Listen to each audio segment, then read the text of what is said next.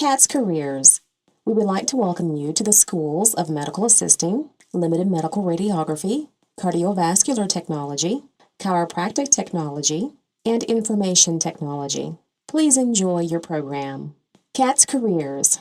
We are beginning our Medical Office Assistant series. We have 5 different books: Medical Office Assistant Clerical, Medical Office Assistant Clinical, EKG Technician, Medical Office Laboratory Assistant, and Medical Billing. Medical Office Assistant Clerical, first edition. Now let's begin on page 2.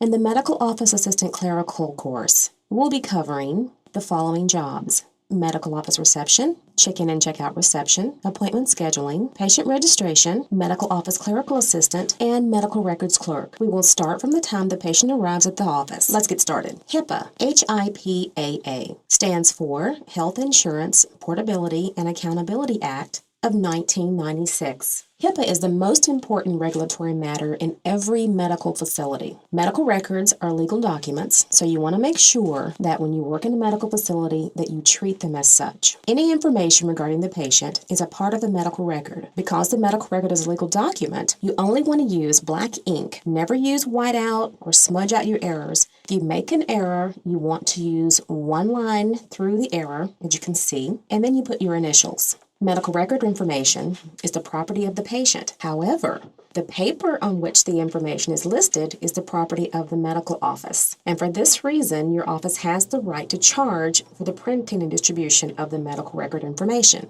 Confidentiality. Any information that you are exposed to is to be held in the strictest confidence at all times. This is in relation to the information regarding patients, staff, and the medical facility in which you are working for. Release of medical information. You are not to disclose any medical record information to any other party without the expressed and/or written permission of the patient. The patient must write the name and the contact information of anyone who's to have information from that medical record. And that includes an attorney, it includes a parent. Girls can have abortions without parental consent. And in some cases, children, and they can be as young as 13, when they want information on birth control and they want to exclude their parent, they have that right to do so. So I know it's a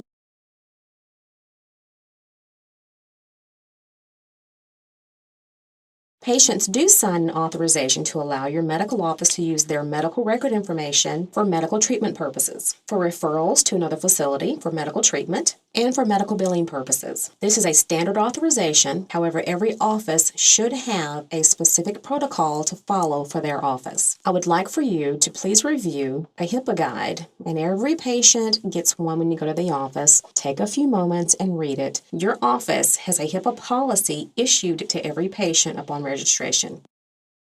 Check-in reception. The patient comes up to the front desk and signs in. You need to know if the patient is a new patient, which is NP, or an established patient, which is EP, which is also called a follow-up patient. For new patients, you will follow these steps. The patient walks up, you have the patient to sign at the desk, pick up the new patient medical record, hand the patient the new patient registration form. You also want to make sure the patient has an authorization form, and once again, that's the patient's authorization and signature for treatment. Ask the patient for his or her insurance card, and you want to copy it from front to back, and then you want to hand it back to the patient. Some offices actually take a copy of the driver's license as well. You want to assess the patient's copay or deductible amount for the visit, and you can log into the insurance company's website to get that information. Place a blank soap note and medication list in the patient's chart. Enter the patient's demographic information into the computer. You want to print out the encounter form, which is also called a super bill, and we'll see that in a little while too. Place all the information into the medical record and pass it on to the clinical assistant.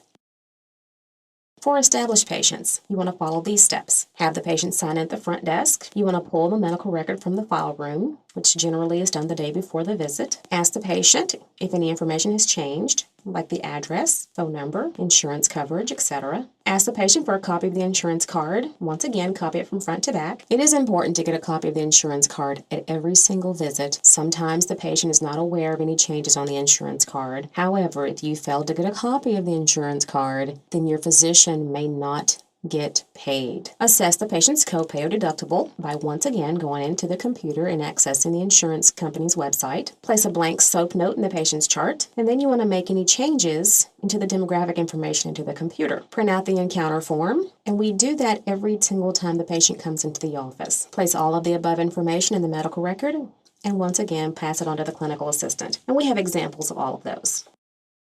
This is an actual patient registration form. The top part of this form has the patient demographic information, name, address, phone number, employer. The middle part of the form has basic information regarding the patient, any illnesses in the past. And at the bottom of the form is asking about allergies. And then it has an authorization form at the bottom for the patient to sign. Patient's authorization and signature. Once again, every office designs their own forms. This particular practice has triple authorization form.